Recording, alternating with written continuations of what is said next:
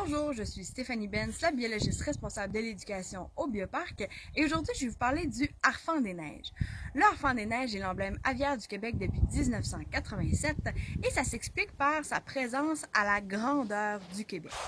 À ce temps-ci de l'année, on le voit de moins en moins au sud du Québec puisque c'est là qu'il est présent durant l'hiver.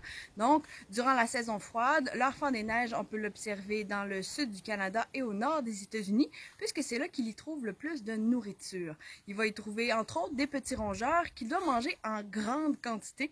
Dépendant de la grosseur, il doit en attraper entre 2 et 12 par jour. À ce temps-ci de l'année, il commence à remonter vers le Grand Nord, donc en Arctique, pour nicher.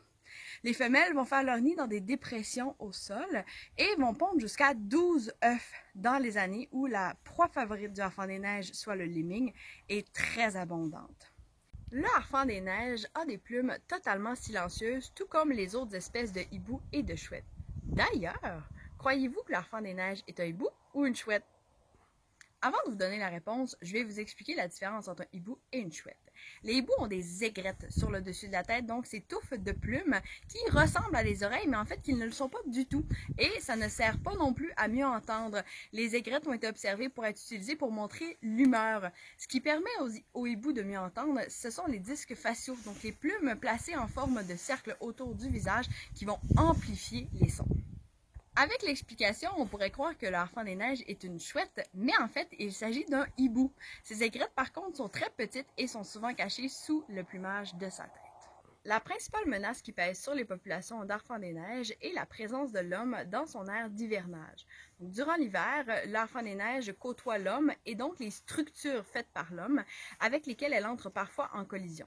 C'est d'ailleurs ce qui est arrivé avec Snowball, le Harfang des neiges du Bioparc, qui elle est entrée en contact avec une voiture en mouvement.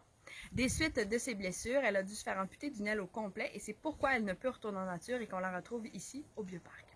Tous les oiseaux de proie qui sont retrouvés en nature blessés vont être apportés à la faculté de médecine vétérinaire de Saint-Hyacinthe, à la clinique des oiseaux de proie. C'est là qu'ils vont être soignés et par la suite vont être retournés en nature lorsque c'est possible. C'est d'ailleurs l'Union québécoise de réhabilitation des oiseaux de proie qui se charge de retourner ces oiseaux en nature. Par contre, lorsqu'ils sont trop blessés, ils vont être apportés dans les parcs comme le Bioparc pour y passer une belle retraite. D'ailleurs, l'UQROP sera présente durant le Festi-Oiseaux du Bioparc qui se tiendra du 17 au 19 mai prochain. Ils auront avec eux des oiseaux ambassadeurs et ce sera aussi la bonne occasion pour vous de rencontrer Snowball, le Harfang des neiges, ainsi que plusieurs conférenciers. Pour plus d'informations et pour la programmation, je vous invite à visiter notre site internet et à nous suivre sur les réseaux sociaux.